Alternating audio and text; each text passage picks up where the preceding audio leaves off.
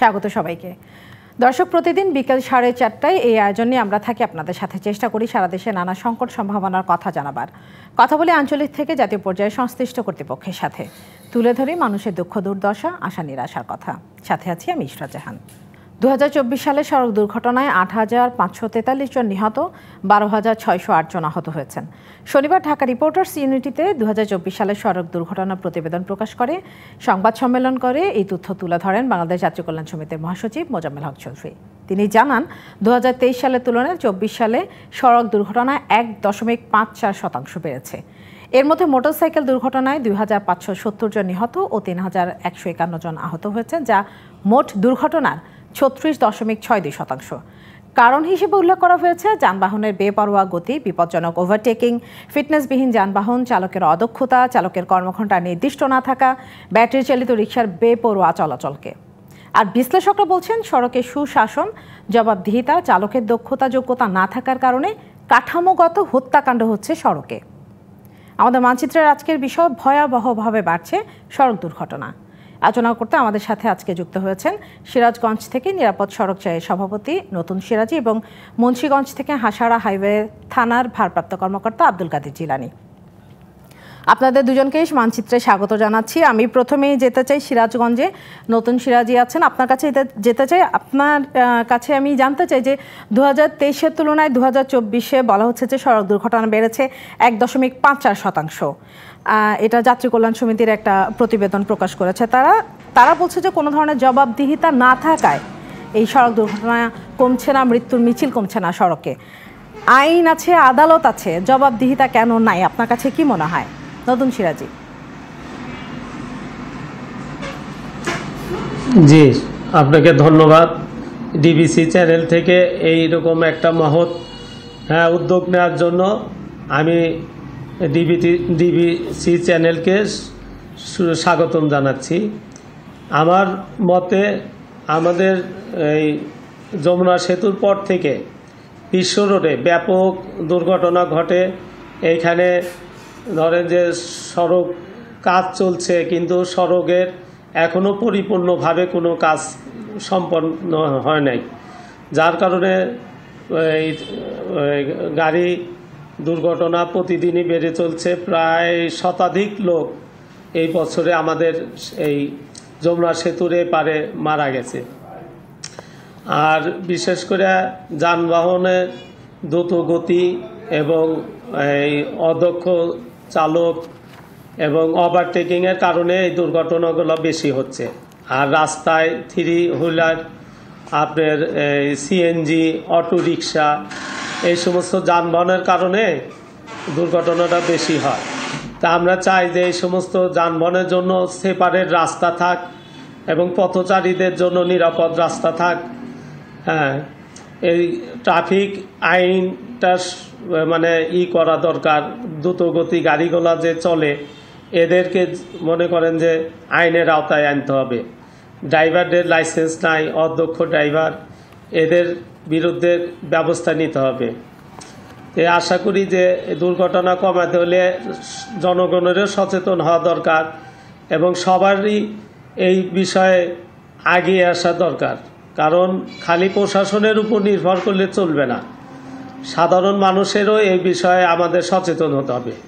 জি হ্যাঁ, এই জন্য আমি বলতে চাই যে আমাদের এই দুর্ঘটনা প্রতিরোধ করতে হলে ছোট থেকে যারা স্কুল কলেজে পড়ে তাদেরকেও এই বিষয়ে এই পাঠ্য বইয়ে এই সড়ক বিষয়ে মানে সচেতন করা, সড়কে চলা নিয়ম কানুন এইগুলা করা উচিত।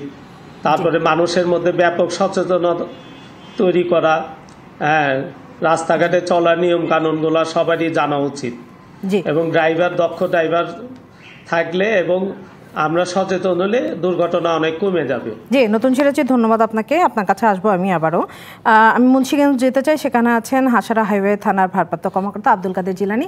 আপনাকে স্বাগত জানাচ্ছি। আপনার কাছে জানতে চাই যে যাত্রী কল্যাণ সমিতি একটা পরিসংখ্যান তুলে ধরে বলছে যে সড়ক দুর্ঘটনার মূল কারণের মধ্যে অন্যতম হচ্ছে যে জবাবদিহিতা নাই। এই ব্যাপারে আপনি কি বলবেন, যে এই কথার সাথে আপনি একমত কিনা? আসলে ধন্যবাদ আপনাকে। এই জবাবদিহিতা নাই, এটা আসলে আমার মনে হয় না সঠিক প্রশ্ন হয়েছে।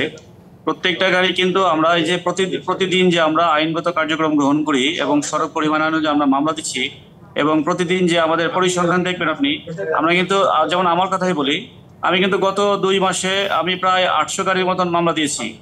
তাহলে যদি জবাবদিহি না থাকবো তাহলে আমি তাহলে এই গাড়িগুলোর বিরুদ্ধে তাহলে কিভাবে মামলা দিলাম? আমাদের যেমন এক্সপ্রেস ওয়েতে ওভার স্পিডে গাড়িগুলো বেশি চলাচল করে, আমরা কিন্তু ওভার স্পিডে গাড়িগুলোকে আমরা বেশি প্রায়োরিটি দিয়ে আছি এবং তাদের বিরুদ্ধে আইনগত কার্যক্রম দিচ্ছি। আমরা আসলে আপনাকে চিন্তা করতে হবে যে এই দক্ষিণবঙ্গের সঙ্গে একমাত্র যোগাযোগ হলো এক্সপ্রেস ওয়ে। এক্সপ্রেস ওয়ে একটা আধুনিক একটা সড়ক। এই আধুনিক সড়ক আপনি এক্সপ্রেস ওয়ে পার হলেই কিন্তু আপনার সিঙ্গেল রাস্তা পাওয়া যাচ্ছে। আর এক্সপ্রেস ওয়েতে মানুষ যখন উঠতেছে বা ড্রাইভার যখন চালাচ্ছে তখন ফ্রি রাস্তা পেয়ে যাচ্ছে এবং পার্শ্ববর্তী যে এই সার্ভিস দেনগুলো ছোট গাড়িগুলো উঠতে পারতেছে না এবং মানুষ চলাচল অনেক সময় তারা ফুট ওভারব্রিজ না করে তারা এলোমেলো ভাবে চলাচল করে।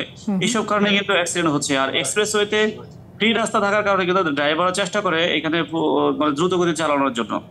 আমার প্রশ্নটা হচ্ছে যে এক্সপ্রেস ওয়েতে আপনি এত টাকা খরচ করে এক্সপ্রে করলেন, সিসি ক্যামেরা স্থাপন করলেন এবং সব জায়গায় সিসি ক্যামেরা, এখনো কিছু কিছু জায়গায় কিছু সিসি ক্যামেরা নষ্ট, এবং ওই সিসি ক্যামেরাগুলোকে দেখতে যে আমরা যে দেখে আমরা যে আইনগত ব্যবস্থা নেব সেই এক্সেসটুকু কিন্তু হাই পুলিশকে দেওয়া হয় নাই।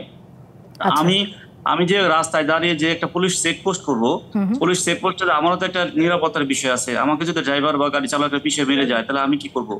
সেক্ষেত্রে আমাকে একটা স্পেস তৈরি করে দিতে হবে তা আমি যে কার্যক্রম করার জন্য। তারপরেও আমাদের আইন শৃঙ্খলা বাহিনী হিসেবে আমাদের দায়বদ্ধতা হিসেবে আমরা আমাদের তরফ থেকে আমাদের সিনিয়র স্যারদের ইনস্ট্রাকশন মতে আমরা আন্তরিকভাবে চেষ্টা করছি।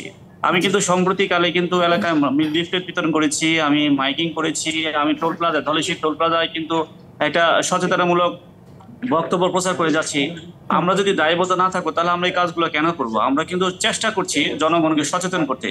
আমার মনে হয় যে আইন প্রয়োগের পাশাপাশি জনগণের সচেতনতা সবচেয়ে মুখ্য বিষয়। জি আব্দুল কাদের জিলানী, এখানে জি একটা ব্যাপার আমি বলি যে জবাবদিহিতা নাই, আসলে পুলিশের কথা বলা হচ্ছে না, যারা এই দুর্ঘটনা ঘটানোর সঙ্গে জড়িত তাদের কথা বলা হচ্ছে। হ্যাঁ, এবং আপনি বলছিলেন যে আপনারা মামলা দেন, আপনারা আপনাদের দিক থেকে সর্বোচ্চ করার চেষ্টা করছেন বিভিন্ন রকম সীমাবদ্ধতার পরও। এই জায়গাটাই জানতে চাই যে আপনারা মামলা দেওয়ার পরবর্তী যে প্রক্রিয়া, মানে তারা একটা প্রক্রিয়া আইনি প্রক্রিয়ার মধ্যে দিয়ে যাবে, সাজা হবে, সেইটা কতটা হচ্ছে? আসলে কি সিস্টেম, আপনাকে সিস্টেমটা করতে হবে। জবাবদিহিটা এখানে যেমন জনগণের দরকার। একটা ড্রাইভার সে কিন্তু যদি ওভার স্পিডে মামলা খায় তাহলে সে যদি তার নিজের পকেট থেকে টাকা যেত তাহলে কিন্তু তার জবাবদিহিটা থাকতো। তার মালিক কর্তৃপক্ষের কাছে সে জিম্মি, ড্রাইভারের কাছে সে।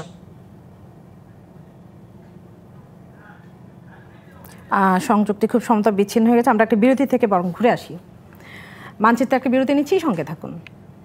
দেখছেন মানচিত্র। আজ আলোচনা করছি ভয়াবহভাবে বাড়ছে সড়ক দুর্ঘটনা এই প্রসঙ্গে। আলোচনা করতে আমার সাথে যুক্ত আছেন সিরাজগঞ্জ থেকে নিরাপদ সড়ক চায়ের সভাপতি নতুন সিরাজি এবং মুন্সিগঞ্জ থেকে হাসারা হাইওয়ে থানার ভারপ্রাপ্ত কর্মকর্তা আব্দুল কাদের জিলানী। আপনাদের দুজনকে আবারও স্বাগত জানাচ্ছি মানচিত্রে। নতুন সিরাজি, আপনার কাছে আবারও আসতে চাই। শুরুতে আপনার কাছে জানতে চাই যে আপনি তো লম্বা সময় ধরে নিরাপদ সড়ক চাই নিয়ে আন্দোলন করছেন, এইটার নিয়ে কাজ করছেন, তো আপনার কাছে জানতে চাই যে যারা সড়ক দুর্ঘটনার সাথে জড়িত তাদেরকে বিচারের মুখোমুখি করতে বাধা কোথায়, মানে শেষ বিচারের একেবারে শেষ পর্যায় পর্যন্ত যেতে বাধা কোথায়? নতুন সিরাজি। জি আপনাকে ধন্যবাদ। জি, এখানে সড়ক দুর্ঘটনার জন্য ধরেন যে শ্রমিকরা এরা মনে করেন যে এদেরকে প্রশাসন যদি কোনো আইনের আওতায় আনতে চায় তখন তারা বিভিন্ন আন্দোলন, বিভিন্ন বিশৃঙ্খলা করে, রাস্তায় গাড়ি বন্ধ করে দিয়ে এই মানে বিচারের এইটা প্রক্রিয়াটা করে দেয়, বাধাগ্রস্ত করতে চেষ্টা করে। যে এদের একটা এমন আইন বাধাগ্রস্ত করার চেষ্টা করে। আসলে এটা আমরা শ্রমিকরা তো আমাদেরই ভাই বোন বা এরা আমাদেরই স্বজন, কিন্তু এদেরকেও বুঝাইতে হবে, এদেরকেও আইনের আওতায় আনতে হবে। যে অপরাধ যেই করুক, হ্যাঁ, তাকে আইনে সোপর্দ হতে হবে, অপরাধী যেই হোক সে। কিন্তু আমাদের এখানে সচেতনতার দরকার আছে। শ্রমিকদের বা যারা চালক আছে তাদেরকেও প্রশিক্ষণ দেওয়া, তাদেরকে মনে করেন যে এই রাস্তা নিয়মকানুন মাইনা চলা এবং সাধারণ যারা মানুষ আছে তারাও যেন নিয়মের মধ্যে চলে রাস্তাঘাটে। তে আমার মনে হয় যে সবারই আন্তরিকতা বা সবারই চেষ্টায় সবই সম্ভব। যে কিছু মানে পৃথিবীতে যা কিছু সম্ভব সেটা ভালোবাসা দিয়া বা ধন্যবাদ আপনাকে। আমি একটু মুন্সিগঞ্জে যাব। মুন্সিগঞ্জ হাঁসড়া হাইওয়ে থানার ভারপ্রাপ্ত কর্মকর্তা আব্দুল কাদের জিলানী, আপনার কাছে জানতে চাই যে পরিসংখ্যানে এসেছে, যে পরিসংখ্যানটা নিয়ে আমরা যাত্রী কল্যাণ সমিতি থেকে পেলাম যে শুধু মোটরসাইকেল দুর্ঘটনায় 2570 জন নিহত আর 3151 জন আহত হয়েছে, মানে পুরো দুর্ঘটনার মানে 36% বেশি। এ নিয়ে আমি প্রত্যক্ষ অভিজ্ঞতা, আপনার পর্যবেক্ষণ শুনতে চাই। সেই সঙ্গে আমি আপনার পরামর্শ চাই যে কি করলে মোটরসাইকেল দুর্ঘটনা কমানো সম্ভব। আসলে কি জানেন যে মোটরসাইকেল গুলো যেগুলো দুর্ঘটনা ঘটে অধিকাংশগুলো দেখবেন যে নতুন নতুন মোটরসাইকেল চালানো শিখছে সেই ছেলেগুলো কলেজে এবং হাই স্কুলে পড়াশোনা করে এই ছেলেগুলো মোটরসাইকেল গুলো ঘটনা ঘটে। তারা বন্ধু বান্ধব নতুন মোটরসাইকেল চালানো শিকার পরে রাস্তায় উঠে তারা ঠিকমতো গাড়ি চালাতে পারে না, এটা দুর্ঘটনার সম্মুখীন হয়। আর আমাদের দেশের জনসংখ্যার তুলনায় রাস্তা আসলে কম এবং সংকুচিত, এবং মোটরসাইকেল চালানোর জন্য যে রাস্তাগুলোকে আরো প্রশস্ত দরকার সে প্রশস্ত কিন্তু না। আর গাড়িগুলো কিন্তু যখন পাশাপাশি দুইটা গাড়ি যায়, মোটরসাইকেল চালানো বা মোটরসাইকেল যে যায় এর জন্য তেমন একটা স্পেস থাকে না, যার কারণে কিন্তু মোটরসাইকেল দুর্ঘটনা ঘটে। আর গ্রামে বলেন বা শহরে বলেন যে ছেলেপেলেগুলো তারা খুব বেশি একটা এক্সপার্ট না, তারা মোটরসাইকেল চালিয়ে যখন রাস্তায় ওঠে তখন তারাই এই দুর্ঘটনার শিকার হয়। আমার মতে মোটরসাইকেল গুলোকে যখন আপনি বিক্রি করবেন, বিক্রি করার সময় কেন মোটরসাইকেলকে রেজিস্ট্রেশন করে বিক্রি করা হচ্ছে না, এবং মোটরসাইকেল যে কিনবে তাকে ড্রাইভিং লাইসেন্স সঙ্গে সঙ্গে মানে দেখাতে হবে, এরকম একটা সিস্টেম যদি ডেভেলপ করা যায় আমার মনে হয় তাহলে যে অল্প বয়সী ছেলে পেলে বা মোটরসাইকেলে যারা এই কাজগুলো ব্যবহার করছেন বা কেনা চালাচ্ছেন তারা কিন্তু, আমার কাছে কিন্তু এরকমও আছে, আমি যখন কোন কাউকে একটা মৃত ব্যক্তিকে যখন একটা মৃত ছেলে বাবা ছেলের কাছে হ্যান্ড ওভার করতেছি, বাবার কাছে হ্যান্ড ওভার করতে ছেলেকে, তখন বলতেছে যে ছেলে চাপাচাপির কারণে বা ছেলের একবার বাধ্য হওয়ার কারণে কিন্তু মোটরসাইকেল গুলো কিনে দিতে হয়েছে। এই বিষয়গুলো কিন্তু আমরা যখন তারা আমাদের কাছে লাশ দিতে আসেন বা তাদের মৃতদেহগুলো দিতে আসেন তখন কিন্তু এই বিষয়গুলো কিন্তু তারা উপস্থাপন করে, তখন সে আফসোস করে কেন কিনে দিলাম। এই বিষয়গুলো আসলে আমরা এই এত ছোট্ট একটা দেশে অনেক জনসংখ্যা আমাদের বেশি হওয়ার কারণে, আর আমরা রাস্তাঘাটের তুলনায় কম, আমরা কিছুটা উদাসীন, দায়িত্ব এবং সচেতন ভাবে আমরা গাড়ি চলাচল করি না, এইসব কারণে আসলে দুর্ঘটনাগুলো ঘটে।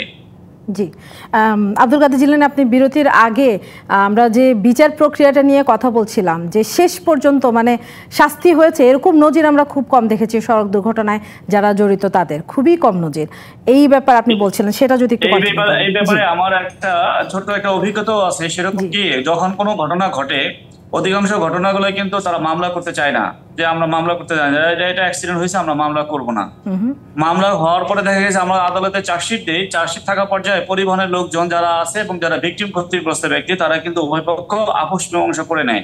যখন আপোষ মীমাংসা করে তখন কিন্তু আলটিমেটলি তখন সাক্ষী দিয়ে বলে স্যার আমার কোনো দায় দাবি নাই, আদালতে যা বলেন, এই বিষয়গুলো কিন্তু তারা বলেন, যার কারণে কিন্তু এই পানিশমেন্টের সংখ্যাটা কম, এই বিশেষ করে এই দুর্ঘটনা মামলার। আমার কাছে, কারণ আমি দীর্ঘদিন এই হাইওয়ে পুলিশে বা রোড সাইডে চাকরি করার সুবাদে আমি দেখেছি, আমার এই অভিজ্ঞতার আলোকে আমি এটা বললাম। জি জি, আচ্ছা আব্দুল কাদের জিলানী, আরেকটা ব্যাপার, আমার সময় শেষ হয়ে এসছে।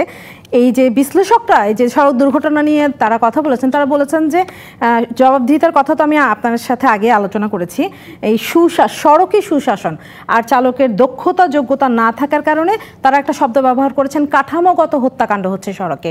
এই মন্তব্যের প্রেক্ষিতে আপনি কি বলবেন? আসলে কাঠামোগত কোনো ড্রাইভারই কিন্তু চায় না যে গাড়িটা তার দুর্ঘটনা কবলিত হোক, সে কিন্তু চায় যে সে নির্বিঘ্নে তার গন্তব্যস্থলে পৌঁছাক। এর মাঝখানে কিন্তু একজন শুধু গাড়ি চালককে আপনি দোষারোপ করতে পারেন না এই দুর্ঘটনা সংক্রান্তে, এটার সঙ্গে দায় হলো আপনার যাত্রী কিন্তু যেখানে সেখানে তাকে বাধ্য করে নামানোর জন্য, আবার যেখানে সেখানে বাধ্য করে তাকে ওঠানোর জন্য, আবার পরে একটা যাত্রীরা গাড়ির মধ্যে বসে আছে তখন বলে যে আপনি কি কাঁচা ড্রাইভার নাকি, আপনার পিছনে গাড়ি আগে চলে গেল। এই কথাগুলো কিন্তু আমাদেরকে শুনতে হয় যখন আমরা যাত্রী জনসচেতনমূলক কার্যক্রম গ্রহণ করি বা ড্রাইভারের সঙ্গে কথা বলি, তখন সুপারভাইজার কথা বলি, তখন তারা কিন্তু এই কথাগুলো বলে। যার কারণে কিন্তু এই সমস্যাটুকু হয়ে আসছে। জি, একদম পরিষ্কার। ড্রাইভারদের ভিতরে কিন্তু একটা উদাসীনতা কাজ করে যে আমি তাড়াতাড়ি গন্তব্যে যেতে হবে, তারপরে সে জানে যে আমি ব্যাপক গতিতে গাড়ি চালালে আমার দুর্ঘটনার সম্ভাবনা থাকে। এখন কুয়াশাচ্ছন্ন রাত্রিবেলা, তখন কুয়াশার সময় গাড়ি চালালে দুর্ঘটনার সম্ভাবনা থাকে। তারপরে কিন্তু তারা মনে করে যে আব্দুল কাদের জিলানী, একদম পরিষ্কার আপনার বক্তব্য। অসংখ্য ধন্যবাদ আজকে আমাদের সঙ্গে যোগ দেওয়ার জন্য। ধন্যবাদ নতুন সিরাজি মানচিত্রে যোগ দেওয়ার জন্য। এই ছিল আজকের মানচিত্র। ফিরবো আগামীকাল একই সময়ে। ডিবিসির সঙ্গে থাকুন।